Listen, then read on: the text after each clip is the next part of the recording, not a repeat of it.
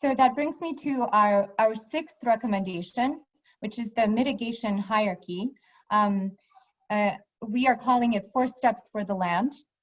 And this hierarchy is meant to help reduce environmental negatives, but it also helps reduce the chance of getting caught by surprise. So it consists of 4 steps for the land: avoiding harm, minimizing harm, restoring what has been damaged, and as a last resort, offsetting what has been lost. And this framework may be adopted by the Yukon's wetland policy, which is something that Sebastian can speak to. But again, the emphasis really must be on those first 2 steps, avoid and minimize. This is a cross-sector guide to using the mitigation hierarchy. It's readily available. And the takeaway point again is that our targets and our commitments are not going to be met if we're paying and offsetting our way out. So what can industry do? For one, industry can make sure that technologies are being used that minimize impacts.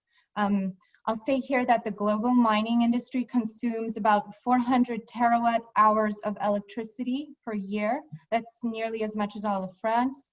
And yet renewable energy only accounts for 0.1% of total supply, and that's excluding large hydropower.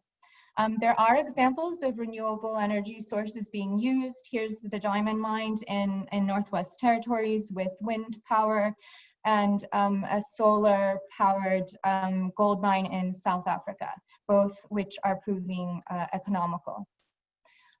Industry can also ensure that we have sufficient data collected to assess risks to people, land, water, and wildlife, facilitate monitoring that includes setting those ecological baselines, ideally with Indigenous knowledge holders, as well as measuring or keeping track of the before, during, and after, which Randy defined earlier as cumulative effects. And of course, providing sufficient financial assurances.